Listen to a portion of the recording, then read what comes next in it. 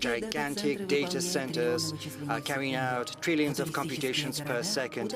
Futuristic cities are awash in greenery and scintillating with millions of lights and holograms, whereas AI is managing colossal flows of information. Regions with cheap energy. There are fully automated plants, high-tech facilities producing innovative transport and smart electronics. All productions are tied into one single network with digital infrastructure, whereas the control systems are coordinating the flow of goods and supplies across the world in real time. Underlying all of that is energy. With each step forward, humanity needs more of it. And to break new horizons, we need to carry out a genuine technological breakthrough in extraction, processing and transfer and transportation of resources and energy. What will the energy of tomorrow look like? Conventional resources such as gas, oil and coal will retain their fundamental role. AI will bring control systems together, linking not just sectors, but whole countries.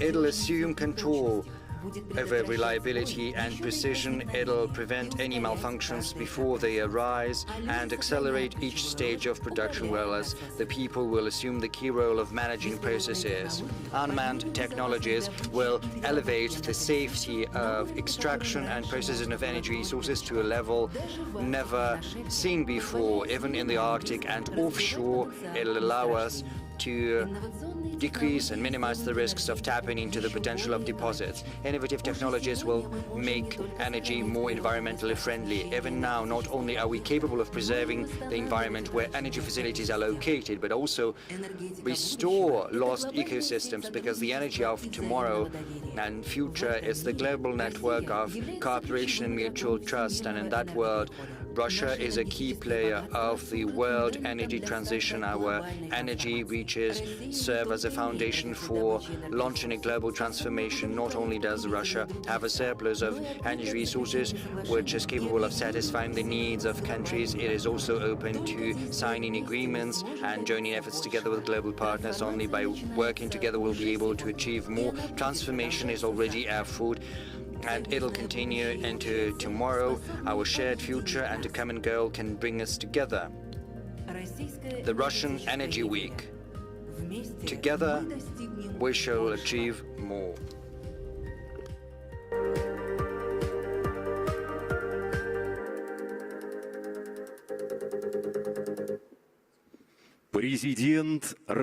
President Vladimir Putin of the Russian Federation.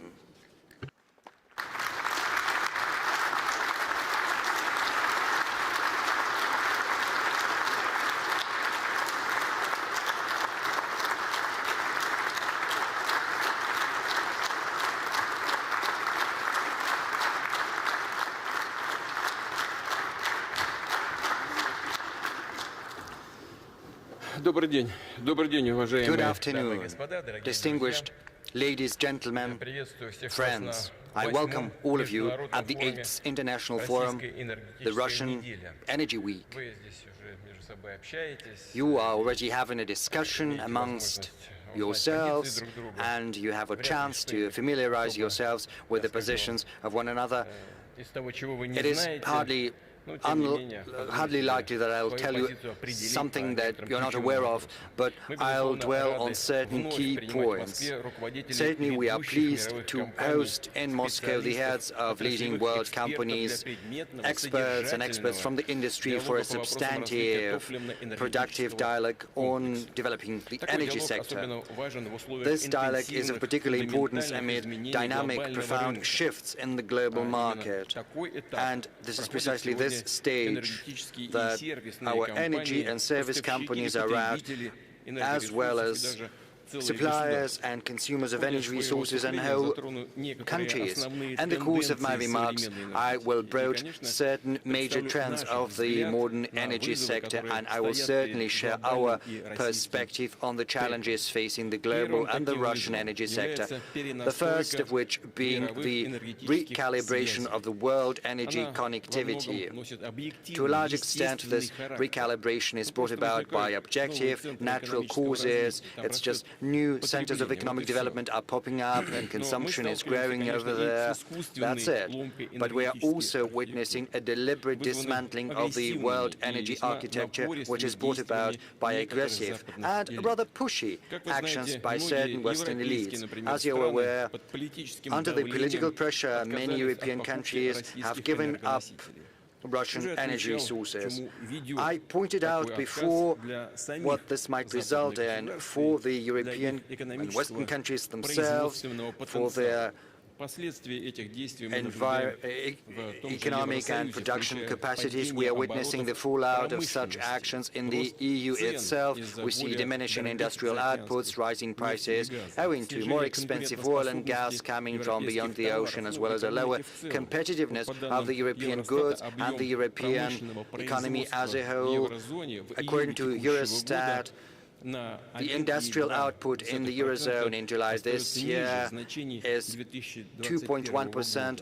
1.2% lower than the average over 2021, and we see a continued slowdown, a continued decrease of industrial output, and the engine of EU growth, namely Germany in July, decreased by 6.6% as compared to the average 2021 levels. But I'm not talking about the European problems here. I'm talking about the world energy market at large, which is undergoing a reformatting of supply chains, which has an objective character. We see a reorientation of energy logistics to the global south, the dynamically developing countries of the Asia-Pacific, Africa and Latin America through more reliable routes with new hubs, new ports that take into account both the current and the future needs of the consumers.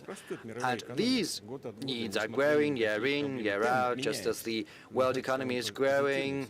The pace may be different, but still it's in the positive figures.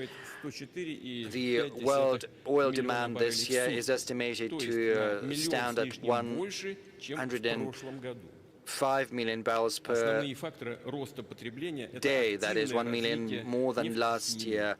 The main factors driving the growing consumption include the active development of petrochemistry. It's growing at a pace higher than the GDP growth on average, and the transportation, because even though there are plans to give up internal combustion engines, still these plans are deferred, and for many years to come, cars using petrol are still going to be in use. Yes, there are electric engines, but still you need to get electricity because it does not magically appear in the plug in the socket. You still need oil or coal or something else to produce this power, this electricity. Russia still retains the position of the one of the leading oil producers, despite the malafide competition mechanisms used against us.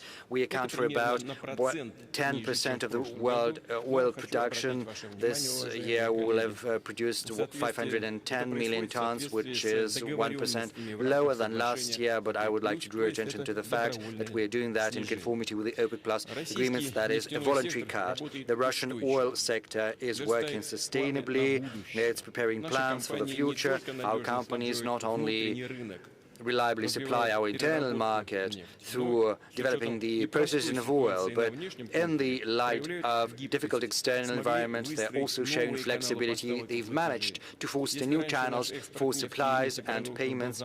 In the past, the export of our oil and oil products mostly was oriented towards one single consumer, namely the EU, but right now the geographic range has expanded significantly. As I pointed out before, Russia is continuing its cooperation as part of OPEC Plus, based on our mutual interests, our partners, and we are performing our obligations with a view to rebalancing the world oil market. But this is being done not just for the sake of the producer, but also for the sake of the customer. and the results are already evident. We see the volume of supply in the market as well as the current prices. These parameters fit both the needs of the consumers and the producers. It helps launch investment projects and also creates an environment to ensure predictability in the global economy, and predictability in the world market is probably one of the most important achievements we can boast of. As far as the world gas market is concerned, in that particular regard, the supply chains are shifting as well, and the reasons are objective. We see a steady increase in gas consumption in the Asia-Pacific, in the Middle East, and in Latin America, whereas in Europe, the gas demand is still at levels lower than 2019 because their industrial output is decreasing, so they don't need as much as they used to. It's as simple as that. So it might seem that the fact that certain European countries have given up Russian gas, the blow-up of Nord Streams, would have severed us from conventional markets and dealt a blow to an important part of our energy sector. And indeed, we have to admit, at first our gas exports decreased somewhat, only to bounce back and start growing. It has not fully recovered, but the direction is evident. The move by the EU has only accelerated the shift in our priorities in favor of more promising, reliable clients. Countries know their interests and they act rationally based on those interests. Our gas companies provide these markets with reliable supplies,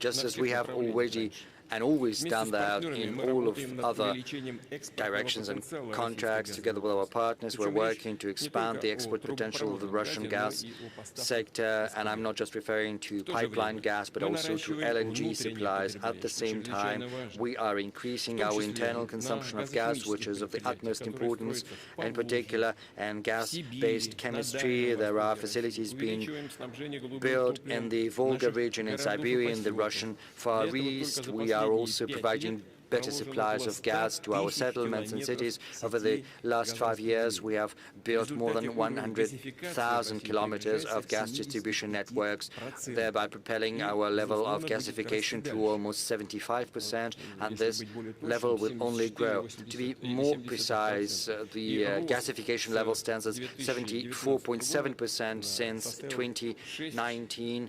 It has grown by 6.1 percentage points. We're also continuing with the social gasification program of the last 4 years. Almost 1 million households have got access to pipeline gas, and we expect the number to grow by another 2 million in future. 1,393,000 plots have been connected to the gas distribution networks. 988,000. Almost 989 connections has been performed. And I would also like to point out that Russia has unique sources of gas. We retain high level of production, but we have to work on this resource base and we have to replenish it, including through tight gas. At the beginning of this year, I've instructed the government to draft a special program for the hub of our gas sector, Yamal-Nenetsky Autonomous District. I would like to ask the colleagues to do that within the time frame defined and to launch this program as soon as possible. A couple of words about the coal sector. Despite negative forecasts by certain experts, coal still holds a significant share in the world energy mix. But there are clear regional distinctions we can observe.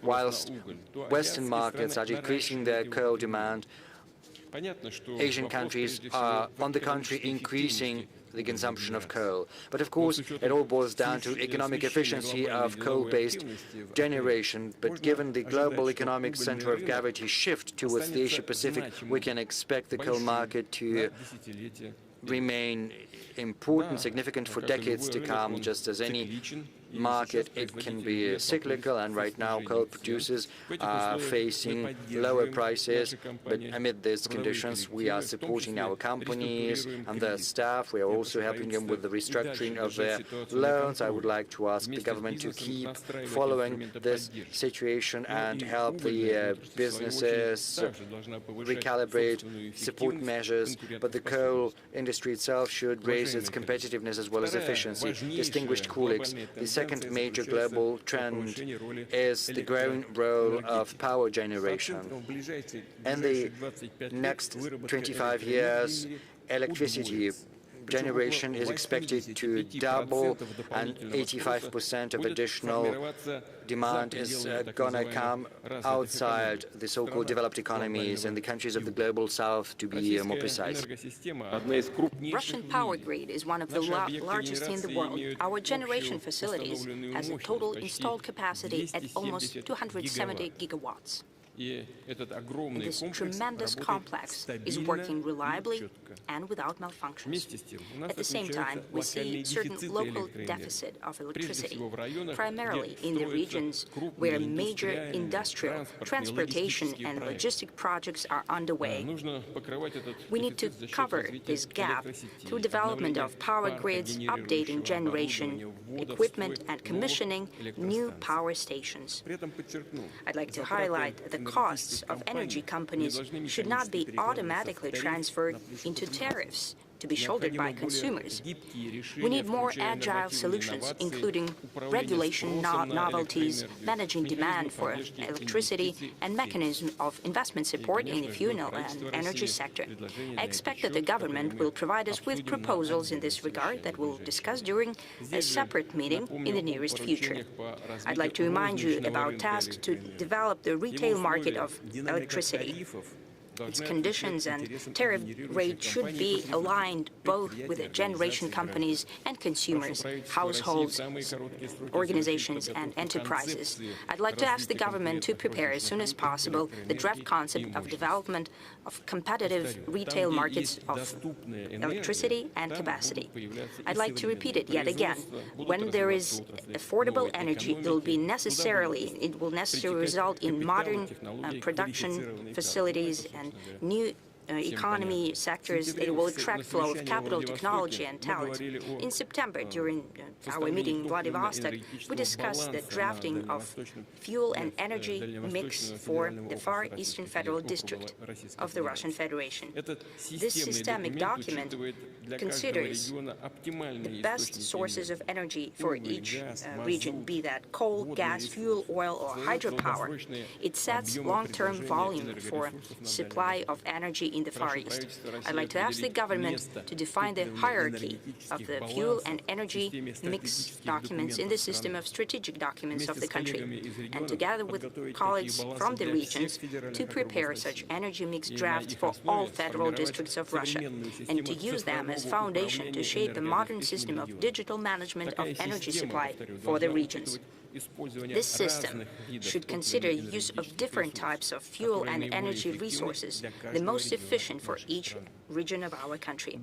Moving on, I have already mentioned it that the Russian energy mix is one of the greenest in the world, and I'm sure that our Russian colleagues spoke about that. That means that the overwhelming percentage of power in Russia, that is 87%, is produced with minimal or zero carbon footprint.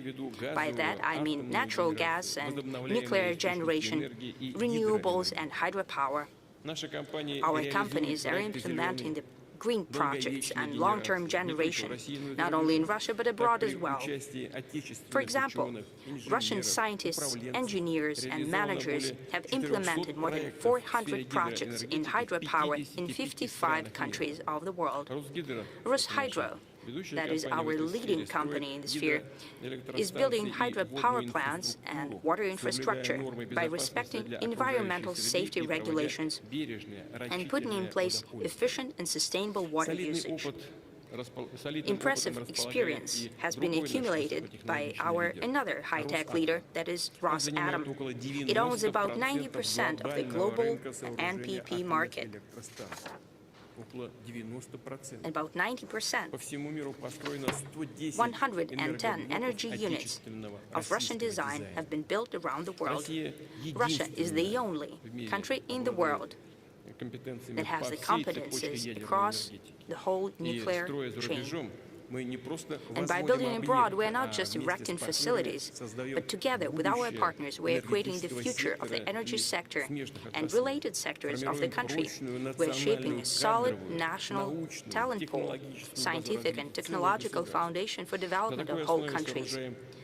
That is our method when we're building NPPs in Egypt, Bangladesh, and Turkey. We intend to deepen our cooperation in nuclear power with Global South countries and within BRICS. We're very active in this regard. Experts believe that nuclear energy will become one of the pillars of the future global energy mix. By 2050, the capacity of global NBPs will almost double. Within 15 years, Russia is to commission more than 29 gigawatts of capacity, of nuclear capacity, including small NPPs. And small NPPs is our unique project. Nothing parallels us in the world. Nuclear generation will be installed in the Far East and Siberia. I'd like to highlight that nuclear power has an abiding role in providing consumers that will drastically change and increase in the future. By that I mean electric transportation that we've discussed already, industrial robots, automatic service systems. Electricity appetites of digital economy is on the rise, including artificial intelligence instruments, blockchain, data storage and processing facilities. The energy consumption by data centers in the world is estimated to be comparable with all of the heavy industry. It is apparent that the dimensions that I have just mentioned are powerful development factors. They largely define the global competitive advantage of the countries, the efficiency of national economies, and the quality of life of people.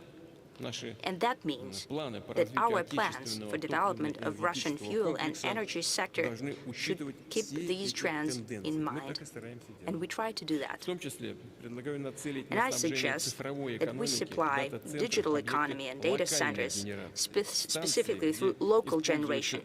Power plants where resources are used, that the specialists are called locked-in resources. That means that it's expensive to transport and it's too far away. Therefore, it's more efficient to use them in situ, that is, in place where they're produced. I'd like to ask the government to work on proposals to such a model and to work on the use of advanced clean coal generation to provide for the needs of digital infrastructure, data centers and processing centers and so on. Such facilities situated in the immediate vicinity of our coal-producing regions means modern jobs and diversification of local economy. Friends, moving on to the third feature of the modern energy sector, or rather the challenge that is facing the actors on this global market. By that I mean technological sovereignty of oil, gas and other energy supplying countries. And I'm sure that you've spoken about that as well during your conference. We've seen how the Western elites overnight refused to service the equipment in Russia for the fuel sector. They officially declared that will not deliver on their commitments. They have proven yet again that they are unreliable partners and that their actions are directly tied with the political situation. And sometimes this political situation is being used for unsavory competition. We'll see that the commercial companies were forced to do that under the pressure from their ruling elites. Still, it's a cold hard fact that the Western technologies and equipment for the fuels and energy sector could become unavailable at any moment for geopolitical reasons.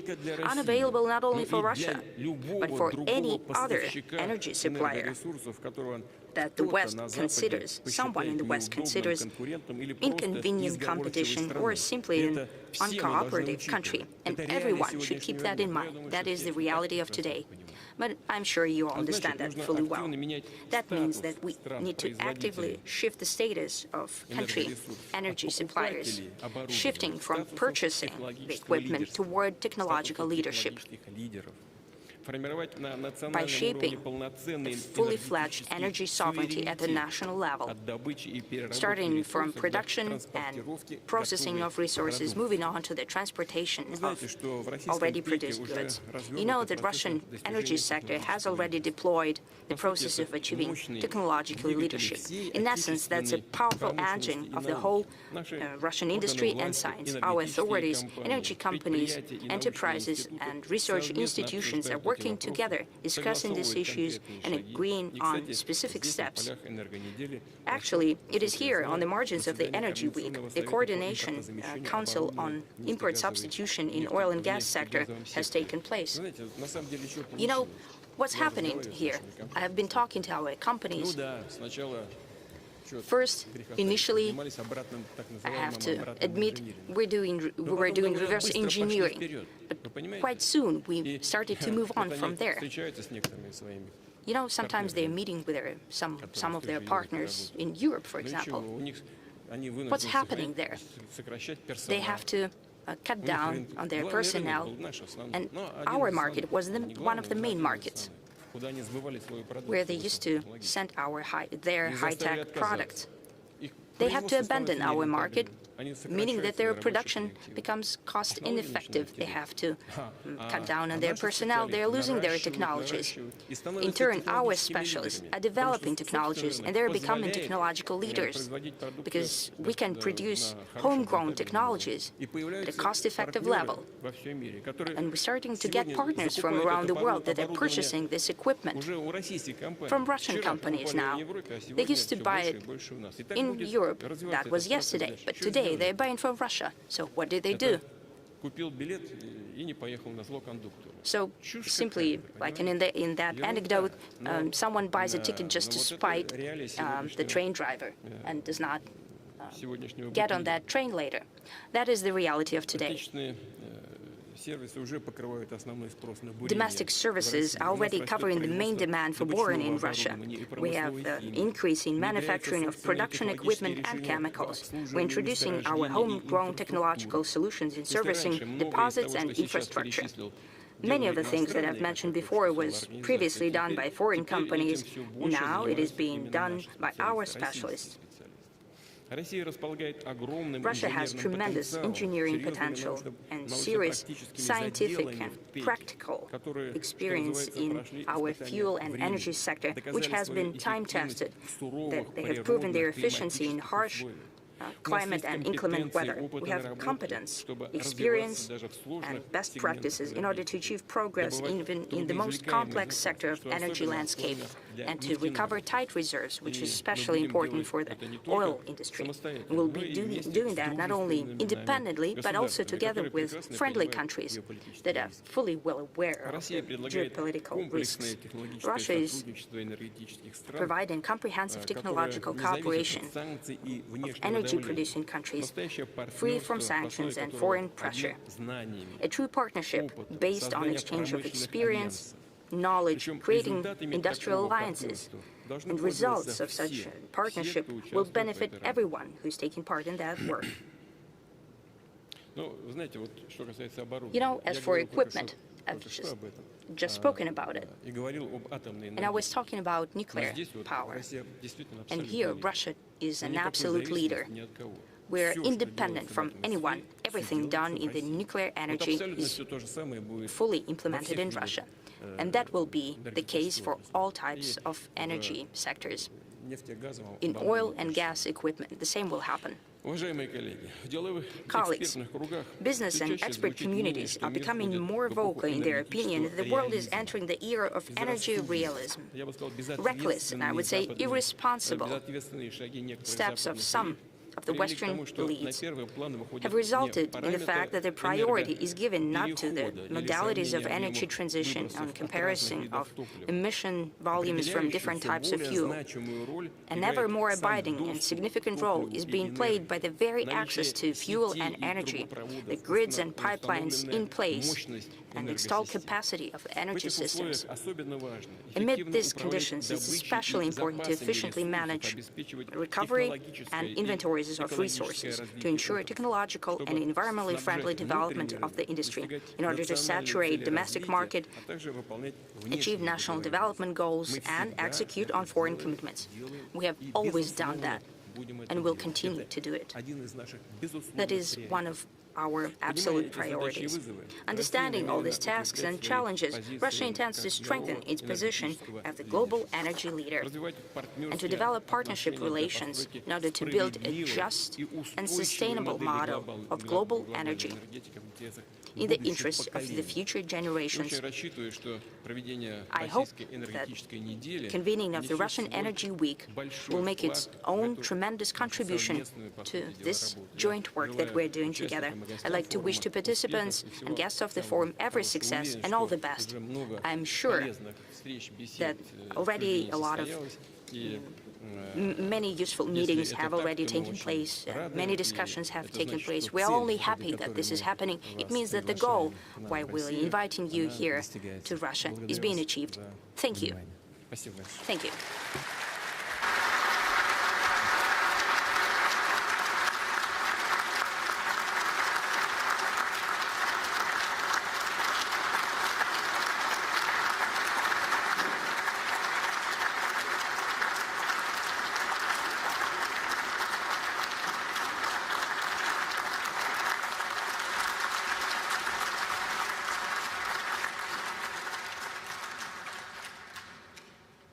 Thank you very much, President Putin. Good afternoon, dear colleagues. It is my pleasure to welcome you here at the plenary session of the Russian Energy Week.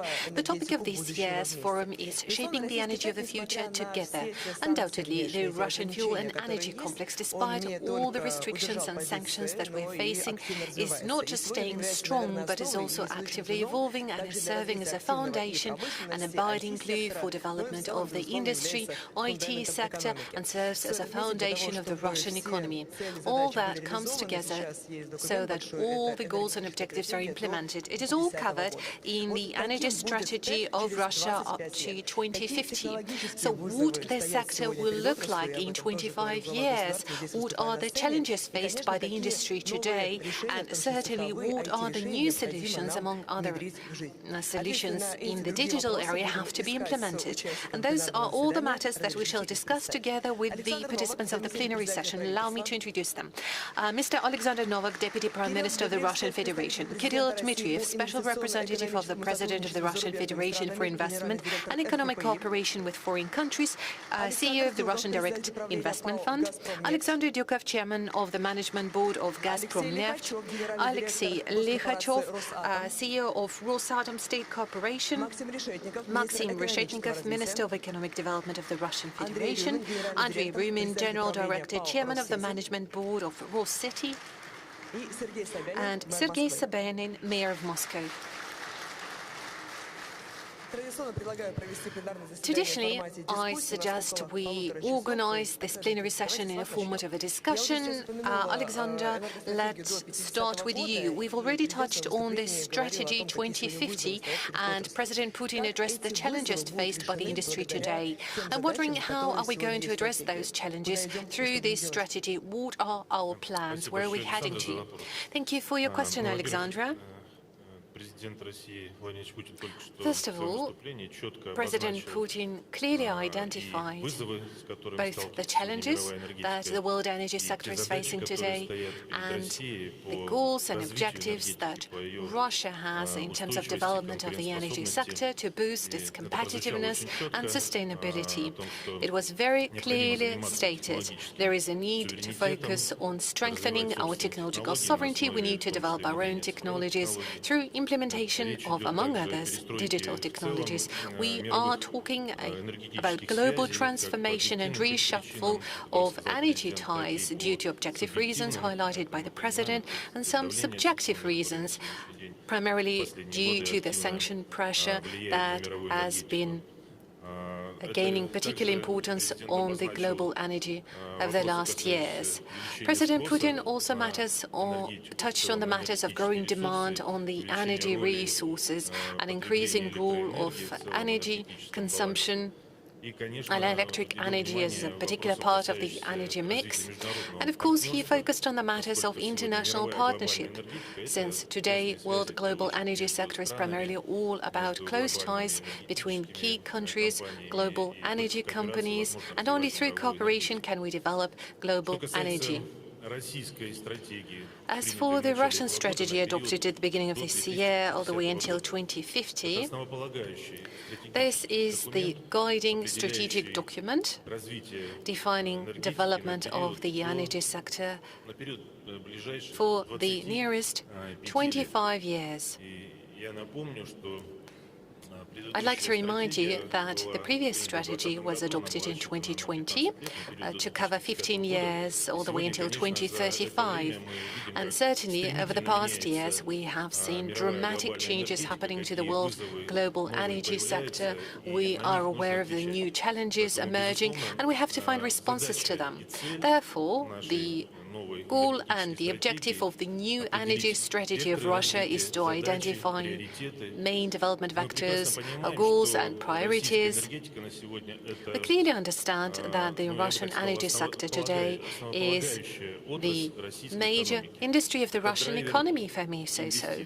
This is the driver for investments, driver for order placement and technologies. If we are to talk about the share of energy in the GDP of Russia, it varies from 16 to 20%. Virtually, it's 1/5 of the Russian GDP, and this is 1/5 of the state revenue. It accounts for almost half of the Russian export.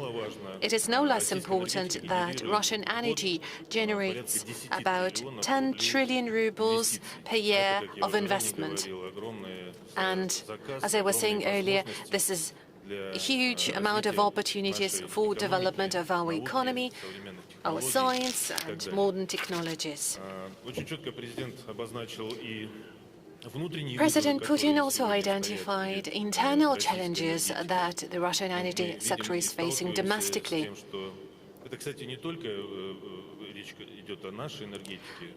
And those are the challenges applied not just to the Russian energy sector, in fact. This is depletion of the reserves or development of hard-to-recover reservoirs, working offshore, the necessity to develop infrastructure, the development of new transport and logistic chains. Those are challenges equally faced by all other countries, and in our energy strategy, we are finding answers to those questions. Two main priorities in the energy strategy are the following. Priority number one is primarily about our energy security and matters of protecting the domestic market. We're talking about reliability and security of energy supplies, the safety. We're talking about increasing the quality of those supplies. That applies to petroleum products, petrochemistry, gasification of the Russian regions. Just today, we heard President Putin say that we have to use all the energy resources in our energy mix.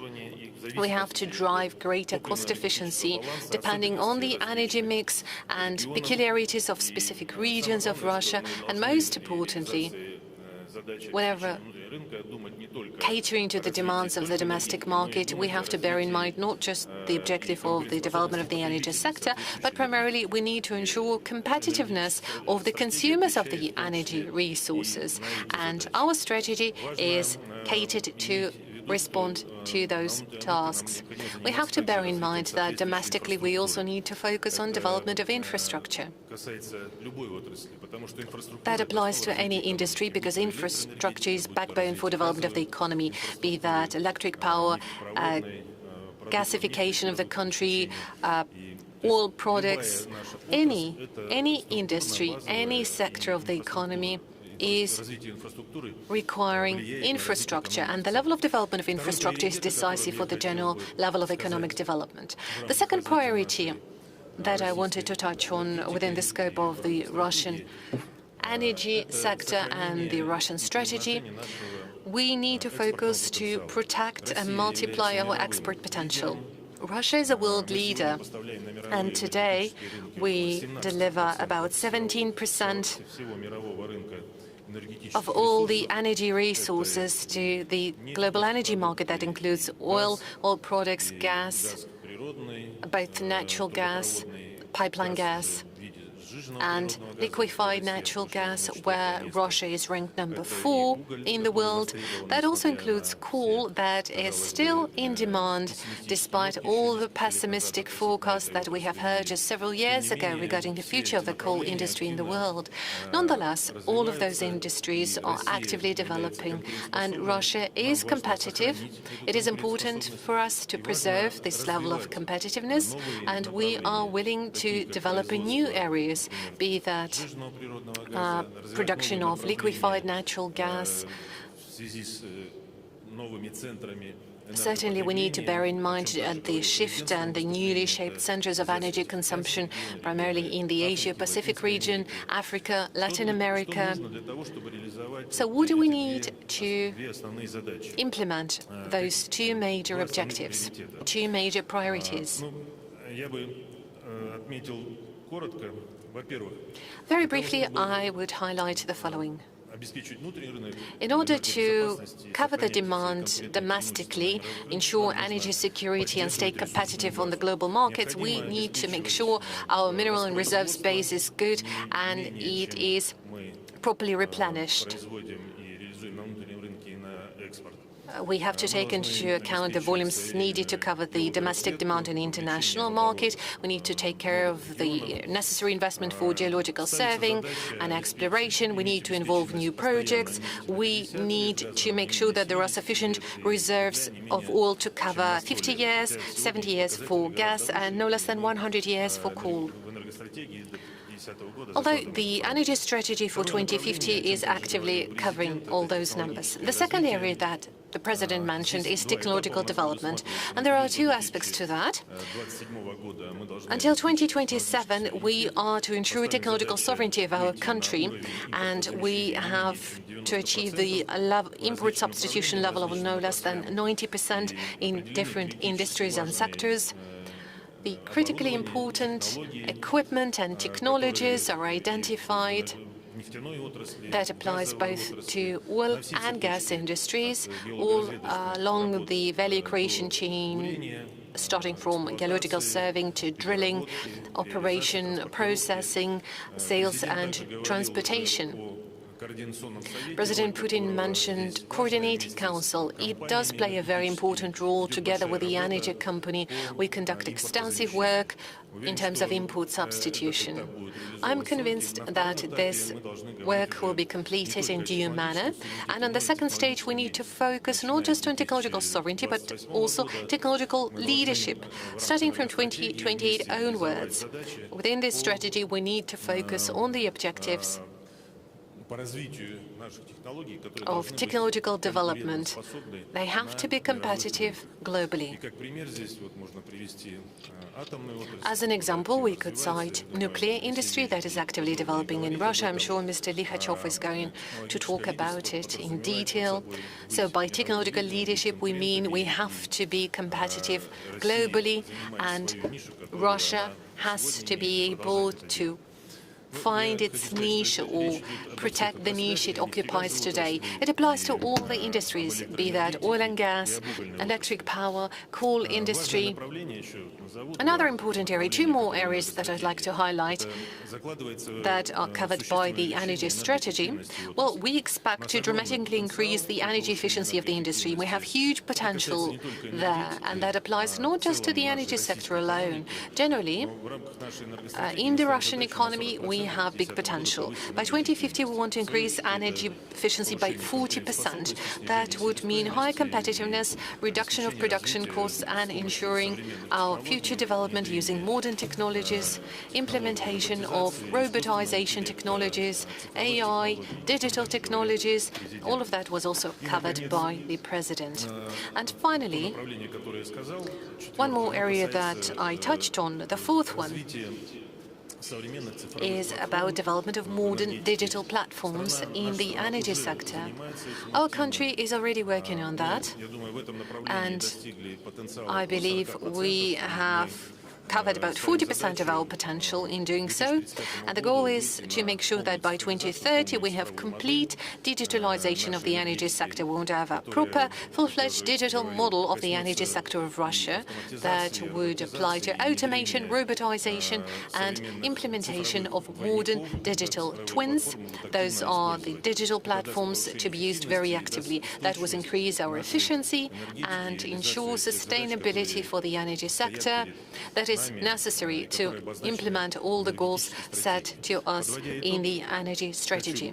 Coming to conclusions, I wanted to highlight once again that our goal, and this is exactly something that we're going to focus on in the nearest future, to ensure sustainable development of the energy sector, to cover the domestic demand, ensure energy security, and preserve our global energy competitiveness and potential. Thank you. Thank you, Mr. Novak. President Putin also mentioned in his keynote address that the oil demand is growing globally, and about 104 million barrels per day was the consumption level in 2025. Gradually, we see it could grow by 1.4 billion barrels per day further. So, what is the situation on the global energy market today, and what is the role played by Russia there today? Well, if we are to talk about the oil demand globally, we definitely see that demand is growing. I'm sure it will continue growing beyond 2030 horizon. It was mentioned by President Putin today, and this is a consolidated view shared by the industry community. I'm primarily talking about oil industry. Major growth drivers, as it was mentioned earlier, would be growing demand from the countries of the global south. That would be growing demand from the petrochemical sector. Aerospace and aviation would be one of the drivers for growing demand. Maybe some of you have forgotten, but in 2020, a number of experts were saying with all the confidence that the peak demand for oil has happened in 2019, and afterwards we are all to face diminishing demand. And after COVID pandemic in 2020, we see a stably growing demand for oil, and now it has considerably exceeded indicators of 2019. A number of companies, the so-called oil majors, that have taken a decision a while ago to considerably reduce their investments in development of new oil fields and oil production, are now revising their strategies once again, refocusing on oil back from the renewable energy sources.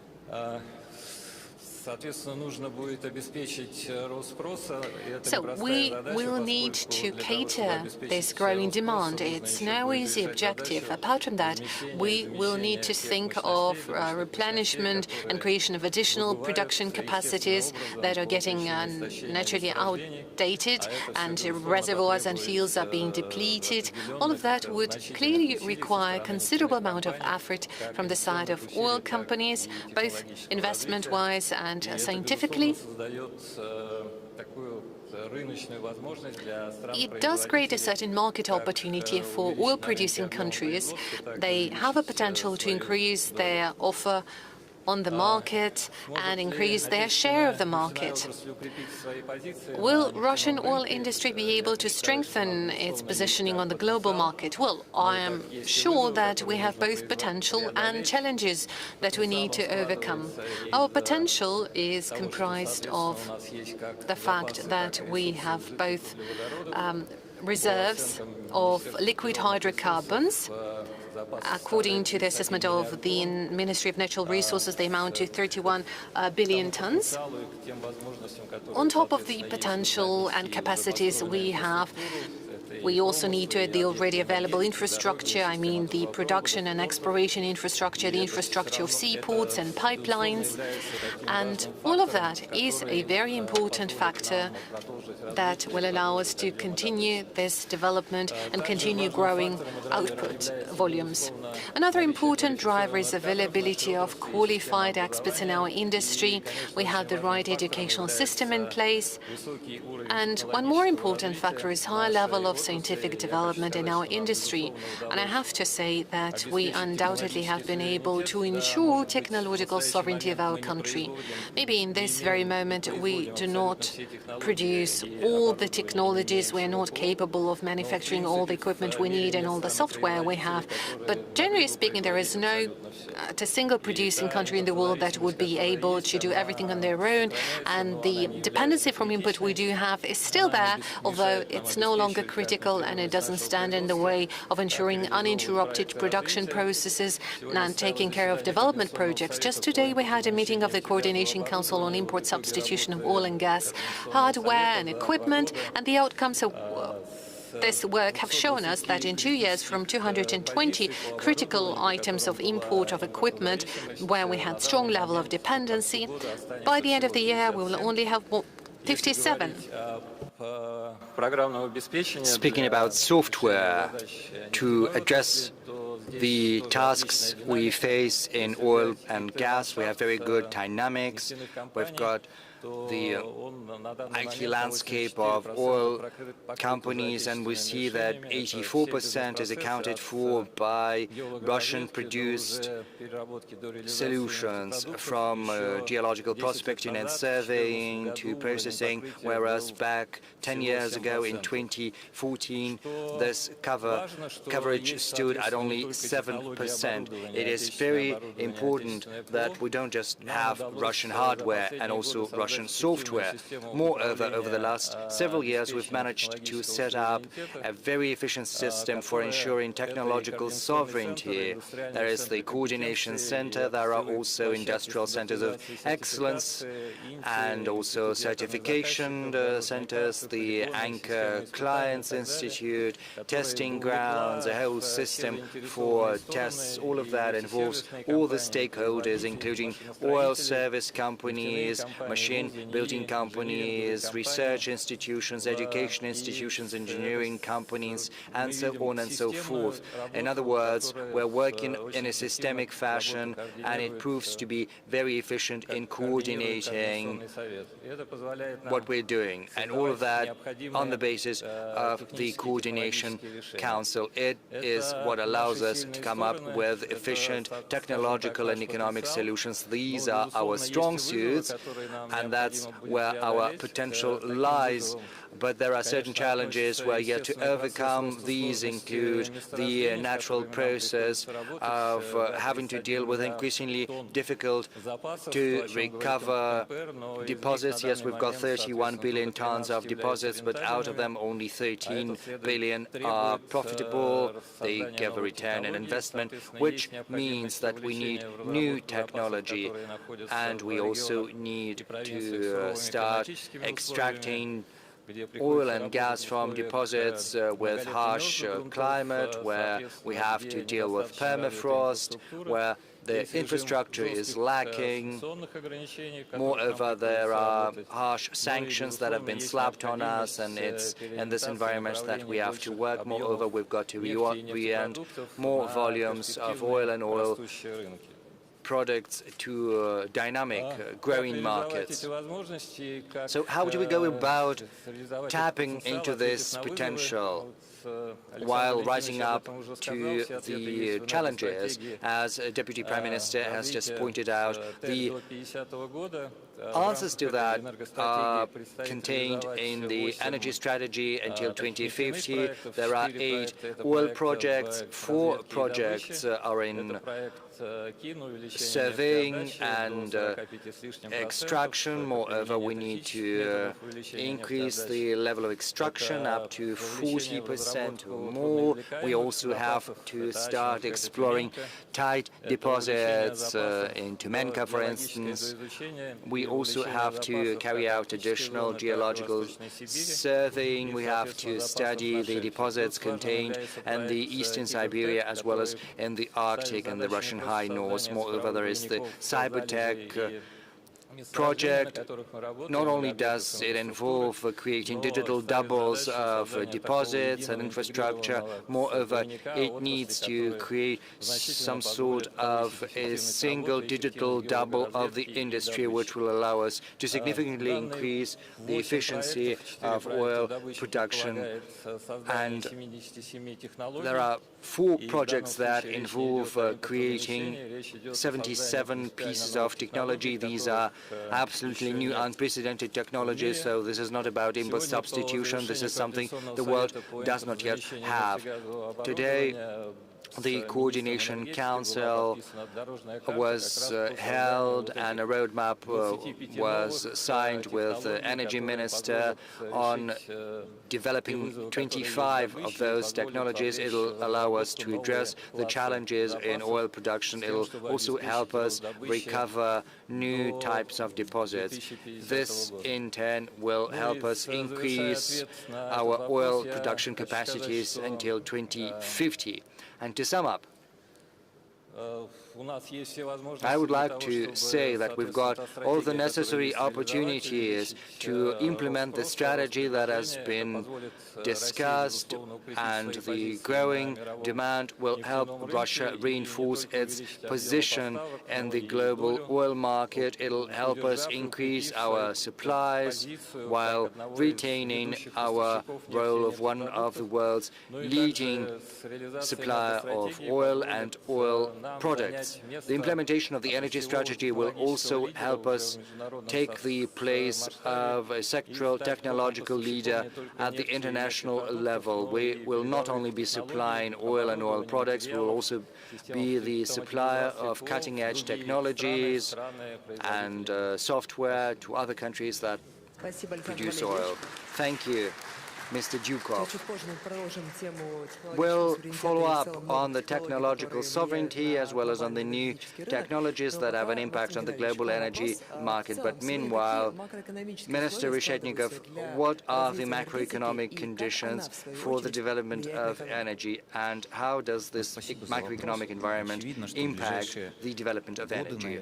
Thank you for this question. I think in the next several years to come, we will have to work in a more difficult environment, and I'm not just talking about the interest rates, not just about the current level of interest rates and the dynamics. The thing is, over the last 3 years, many companies have reconverted their debt, which in the past was to be cheap and from foreign sources. Right now, it has been converted into domestic debt in rubles and with high interest rates. So the debt burden has significantly increased. Moreover, our labor is very expensive, and we will be running into shortage of labor resources. That is why we'll have to raise the efficiency, and these labor costs will only continue to grow, which will create certain pressure. Moreover, there are certain external conditions. First, there is a stronger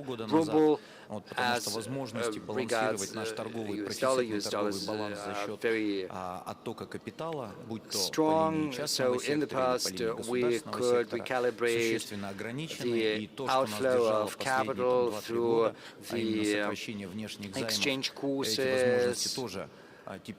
And right now that the foreign borrowing is very much constrained. These opportunities are also disappearing. We have decreased our foreign debt significantly. Moreover, there are more external factors such as trade wars, decreasing demand for energy transition. All of that has to be factored into the risk mapping. In other words, all of that will only complicate things for companies. There is also a number of internal factors. First, the capability of companies to leverage domestic resources. Right now, the governance are written in such a way that there is not much appetite for increasing leverage. Moreover, the regulator is further constraining the borrowing by companies through macroprudential measures. Moreover, many major companies are implementing very big projects, internationally speaking, and they have all but maxed out the opportunities of our banking resources. Of course, our development institutions are supporting these projects, and there are certain instruments, but over the last 3 years, we have more or less run out of options using every resource available to us. So in this difficult external environment, internal environment, there are certain tasks we need to address. The development will happen, but we need to transform the economic model. First, we need to complete all the investment projects that we have embarked upon over the last 18 months or 24 months. The government has taken all the necessary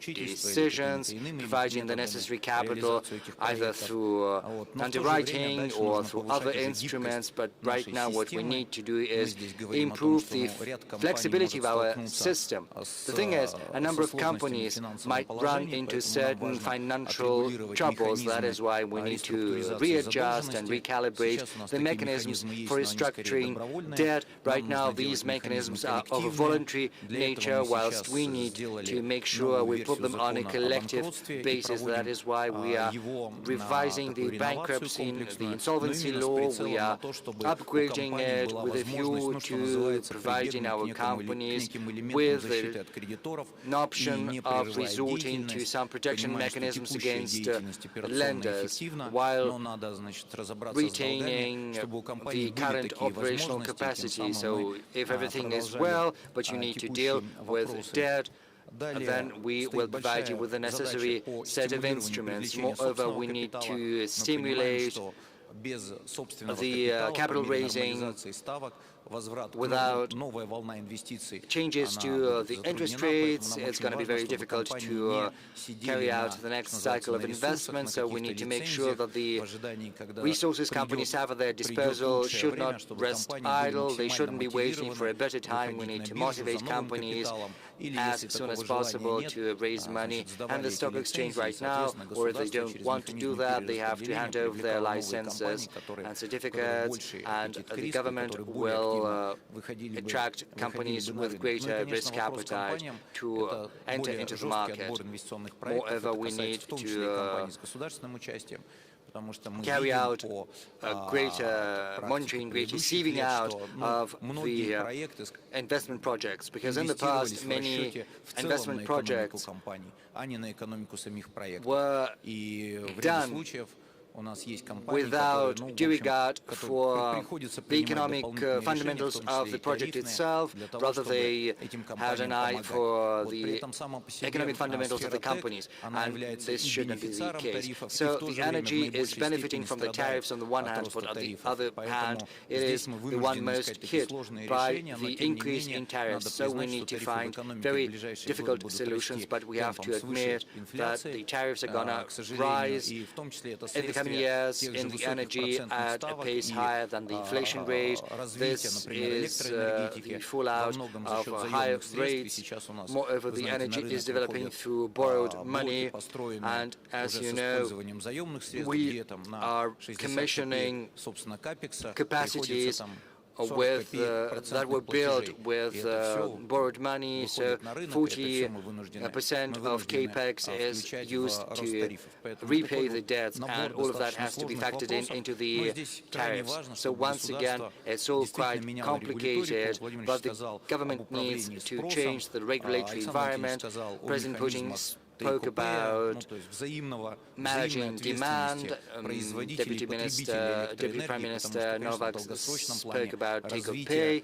So in the long term, without such predictability, it is hardly going to be possible to continue along the development path. So in the run-up to our meeting on energy with the President, we are preparing everything.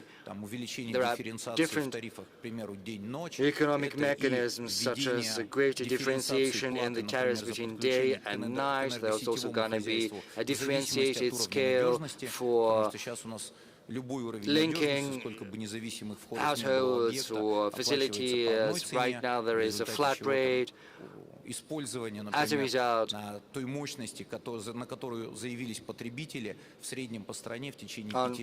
average, we've done some statistics, we had some analysis, so the capacity is used only at 10% in the 5 years after the connection, so we are basically overburdening the energy, and the consumers cannot consume as much as they first intended to. So there are certain economic mechanisms we use to address the situation, to secure sufficient economic growth on the foundation that we have built so far. Thank you, Minister Reshetnikov. We will follow up on the economic component of the projects that have been mentioned. We will talk about IT projects. We will also talk about robotics. All these projects require money and investment. Mr. Dmitriev, how willing are investors, both foreign and Russian, to invest into the Russian energy sector? Thank you, Alexandra. Speaking about energy investment, we are talking about very big money, and investment solutions and decisions have a very significant impact. Right now, the energy investment stands at $3.3 trillion on average across the world. This is a huge sum of money. Right now, Europe is giving up on Russian gas, and it has to pay 1.3 trillion euro for that, whereas the cumulative benefit of OPEC Plus, the agreement, stands at $400 billion. So the benefits are huge. So there's a lot of money in energy, but it seems as if many energy sectors are underinvested. Globally, this is owing to the risks that Minister Reshetnikov has just spoken about. Indeed, there are tariff wars being waged right now. A certain number of countries are unpredictable. Also, there are relations with China. All of that is fraught with risks. We see that the shale revolution in the U.S. has happened as it were, but given the current level of prices, no one is going to invest into shale gas in the U.S. Investors are in search of reliability and predictability, and from that standpoint, Russia offers huge opportunities, because first, we have very good macroeconomic fundamentals, even though the interest rate is too high. That is true. Everyone is talking about that, and this high interest rates prevent Russian companies from investing into the projects that are essential to the Russian energy security. But on the whole, the macroeconomic environment is stable. There are investment instruments available, such as concessions, and we see certain priorities that generate the greatest interest. The President has spoken about technological projects and technological sovereignty, and there are investors, including from the Middle East, who are interested in shared technological solutions they can also use in order to supplant Western technologies. There is lab advanced technology that is working with Gazprom oil and a number of other companies that are of interest to a very wide range of foreign investors. And of course, there is also the necessity to provide AI with requisite energy, and we can provide power at lower rates to data centers. So in the long term, this might be our competitive edge advantage. So doing that with the government support to establish local data centers, that can be a very good path forward. There are other sectors to consider, energy efficiency in particular. We're all aware of that. Sergei Sobyanin is working on that. He's building a smart city which allows us to significantly increase the energy efficiency for managing a city, a settlement.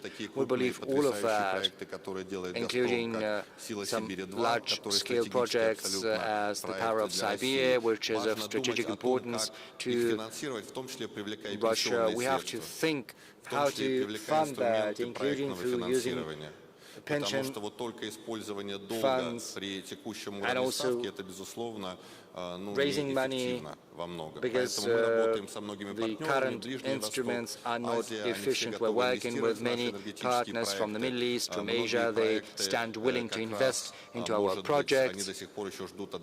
Some of the projects are still waiting for the green light for them to enter into those projects, but the interest is out there. The Russian energy is very promising because we have the necessary regulatory environment. There are huge opportunities Russia is providing the investors with. It gives them much more predictability than in many other countries elsewhere. Thank you. Thank you, Kirill.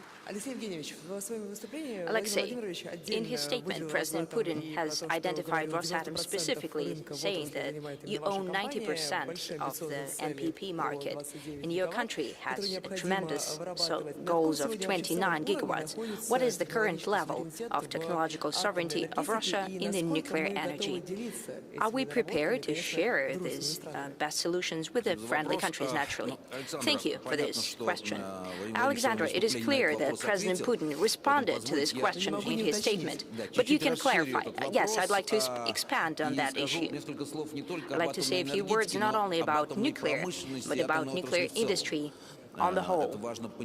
It's important to understand, since the energy competencies and technologies are growing from the general nuclear knowledge, what can be said unambiguously that from the nuclear industry standpoint, Russian Federation is unique in its sovereignty in terms of fundamental science and applied sciences as well, in terms of research and development and practical implementation in industrial sense.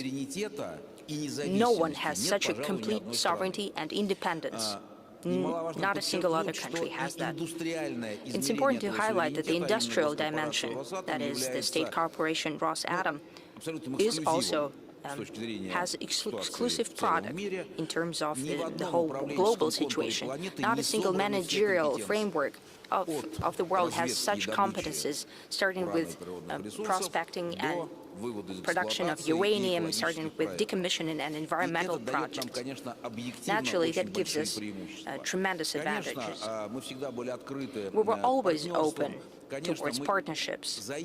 Naturally, we have always borrowed non-nuclear competences for parts of our projects. Foreign supply was used. However, we've learned our lesson, and we can say very frankly that both in technological aspect as well, the nuclear industry of the Russian Federation is sovereign today. How to share that and to what extent? I would like to give you a historical anecdote here, and I'm sure that many participants of this discussion can see that many TV platforms and TV channels are broadcasting nuclear industry movies. There is no need to remind us of 1945 and 1949 when the nuclear weapons were developed. However, our cinema industry is yet to talk about our peaceful program, but I'd like to tell you that in 1954, we're the first to launch the first NPP in the world. Yes, the British had some energy developments and projects. But, however, the city of Obninsk was fully fueled, powered by the NPP. Therefore, the global community has acknowledged that our first NPP was built in Obninsk. In 1957, we were first to build the energy reactor in Romania, and in 1958, we built a unit in Slovakia, in Bogunici, therefore the first expert nuclear projects in the history of humankind. Therefore, it's in our genetic code to share technologies with those countries and nations they'd like to build together a happy future. And we continue to do so. Over this year, a number of countries have announced that they're going to increase their nuclear ambitions. The U.S. is saying that it will start with 100 NPP gigawatts and move on to 400, and China intends to move on from 50 to 100, and India from 9 to 100 gigawatts. And we have a whole strategy developed, a general scheme. We're moving on from 25% of nuclear in the country in the mix, and we're quite fine with that. The nuclear demand for nuclear is on the rise. Indeed, we have closed several export agreements when we won the bid for the NPP in Kazakhstan, building 2 gigawatt capacity there. Uzbekistan has expanded through a very wise decision to build not only small nuclear NPPs, but major NPPs as well. At the Global Nuclear Forum, Mr. Lukashenko wanted to build yet another unit with signed a roadmap with Ethiopia on NPPs, and a lot of projects are in the pipeline in the final stages. This is the news of this year, and we're building 24 additional units around the world, and we'll continue to build on that work. That is in line with the geopolitical policy of our country, and also because we're also always improving on our technologies. We have no fear that by transferring these projects towards implementation abroad, we're also building competition. Our fundamental science and applied sciences are on the rise, and the demands given to us by the President in terms of development of nuclear electricity generation till 2042 demands that we move on at advanced rate in nuclear technologies. In essence, introducing new solutions, gaining ground around the world. Thank you, Mr. Likachev.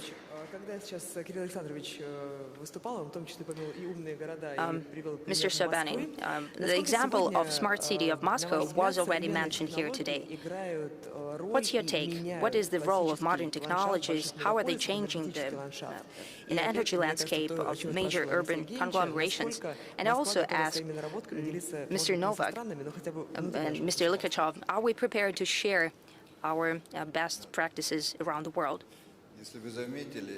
Maybe you've noticed our rhetoric is changing from one forum to another. 5 years ago, for example, Moscow was of no interest in development of energy because we're doing fine. A year ago, the matters of changes in tariff policies were something the like of swear words that no one wanted to say out loud. And today, Ministry of Economic Development is talking about that publicly. That also must mean something. And so on. Why it is so? Because we have passed through certain stages of economic development, and we are moving on to the next paradigm. At the beginning of the 90s, industrial facilities were closing down on scale in Moscow. That was happening around the country as well. Industry has shrunk to a minimum. Therefore, we had tremendous resiliency in terms of our energy needs in Moscow as well, possibly in Moscow especially because it was the largest industrial center. Apart from that, we've done away with Soviet abundance of everything. Everyone started to calculate the costs very specifically, including the population. They started to spare energy, water use, and so on. Now they're consuming a lot less energy and water. In general, the energy intensity of the original of GRP has decreased twofold of these years. Therefore, we felt very secure in this regard. However, about 5 years ago, we started to feel a different trend. We have exhausted all of the reserves that we had. A new era has started of greater energy consumption. It had to do not only with the number of new households, but also with electrification of transportation. In Moscow, 90% of public transport is running on electricity. It also has to do with moving on from private e-cars, the sector that's on the rise, and everyone thought that the artificial intelligence will save us all, and digital economy will make us more efficient. But it turns out that it was completely different, that now the digital appetites in electricity is on the rise, and today digital economy, in terms of volume, and I think it was mentioned by the President as well, will consume more than all of the heavy industry, and that's just the beginning. 3 data centers that have applied to be located here are equal to 1 CHP of Moscow. And this illusion that these data centers could be built somewhere in the Far East also did not come to fruition. They were shattered. Such centers has to be close to operators of digital flows, so that the speed of the flow is not hampered and it could be managed. All of these modalities have changed the trend, and we see that in the coming years, Moscow could move on from being in energy surplus towards energy deficit. We've had meetings led by Mr. Novak. We have received a task by the President to that end, and now we're actively engaging in building the new strategy. Thank you so much to the Ministry of Energy and Economic Development, to the Minister himself. We have made adjustments, and adjustments is the soft word for that. These are tremendous investments in the grid, in the power generation for Moscow as well. We are building new nuclear units that will be working for Moscow, new hydropower plants, heat and power plants situated in other regions as well. This will be a tremendous energy complex that will ensure reliability and future development of the Moscow region. Moscow region, in terms of energy, is a part of that grid. We can feel that very well. This is one of the most important places, and largest in volume. We also should not sit idly, and we're working on increasing energy efficiency of our urban economy. The renovation program that we're running now will increase the household energy efficiency almost by 100%. New technologies, including digital technologies, are ensuring us the light volumes for the city by decreasing energy consumption by 30%. We'll need to work in that regard very actively. In Moscow, we're working together with Mosenergo and Gazprom, all kinds of energy actors, on a project that would bring together management centers, control centers, and digitalization centers into a single coherent system that will see everything, starting with the production of energy at the heat power plants, ending with the consumer. We'll see retail, the grid, houses and even up to an apartment. And such management centers will help us distribute to consumers. It will provide fair prices, timely control, automatic data collection and control of the state over this whole system. So it will be all fair and square. And this system will give us a clear picture of our power generation to the network companies and to the consumers as well. They will know what's happening. It will provide an impetus to the increase in the energy efficiency of the whole Moscow region. Thank you, Mr. Sobyanin. Mr. Ryumin, today, President spoke about this on the stage, and we've touched upon the project as well. We are talking about electricity and the grid, and it's one of the challenges for future development. And we're saying that energy demand is increasing in the world. What's your take on the situation in the world and in Russia and in Moscow? What Mr. Sobyanin just mentioned. What do you think? What factors in this growth, apart from the apparent digitalization and AI growth? What are the solutions from Rosseti? Thank you so much. Indeed, we see the global trend that has to do with the increase in electricity consumption, and many experts are saying that we are entering the era of electricity. One of the main factors, and that has been mentioned today multiple times, is a tremendous growth of data centers, data processing centers, and by that I mean AI, mining, and all other centers, storage, data storage, and so on. According to the IEA forecast, the electricity demand from data centers and AI altogether will be standing at least 2 times higher than now. It will double within 5 years, but I saw that it will grow by 130% or 140%. What is a data center? One data center, not a large one, can compare to 100,000 households. Yet another global trend is the development of big cities, digitalization of the population, and electric transportation. It has been mentioned. Talking about Russia, there are similar trends. We see all the global trends present here. However, I have to point out that this year, as of today, over the 9 months of this year, energy consumption of Russia due to economic and climate factors has slowed down somewhat. We see the same figures as in 2024. However, if we take an average of the past several years, 2022, 23, and 24, energy consumption has grown by more than 3% per year, and that's quite a lot.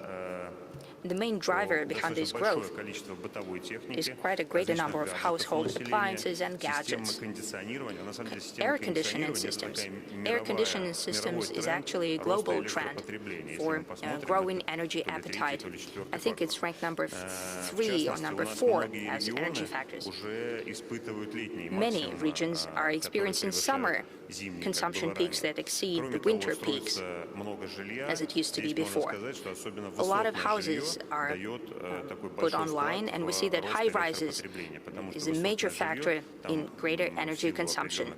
Due to certain urban norms and so on, everything is running on electricity, without gas, air conditioning, elevators, water mains, and so on. I'd like to talk about data centers some more.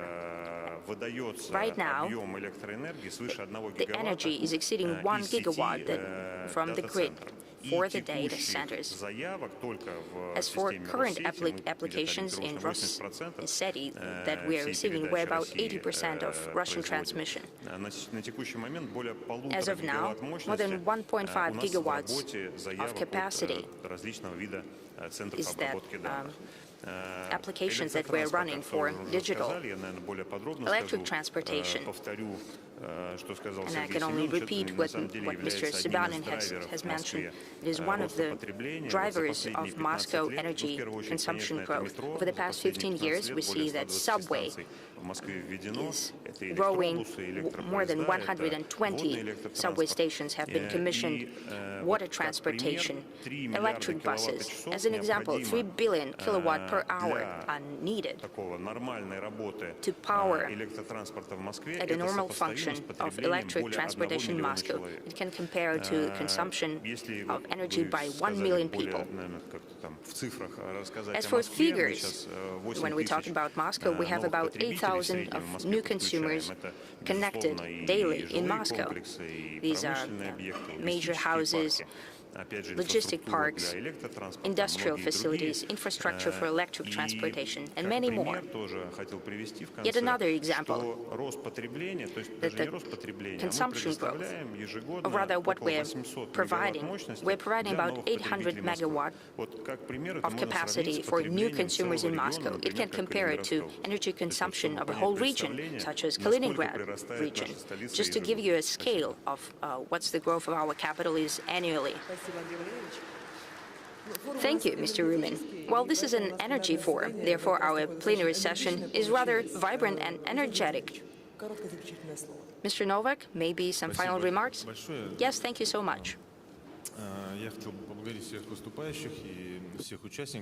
wanted to thank all the participants of the forum and all the speakers of the plenary session. Based on what we have heard today, I guess we could conclude that we clearly know what we have to do. And it was mentioned by all the speakers what is our current assessment, what is the projection for development of the energy sector in Russia and globally.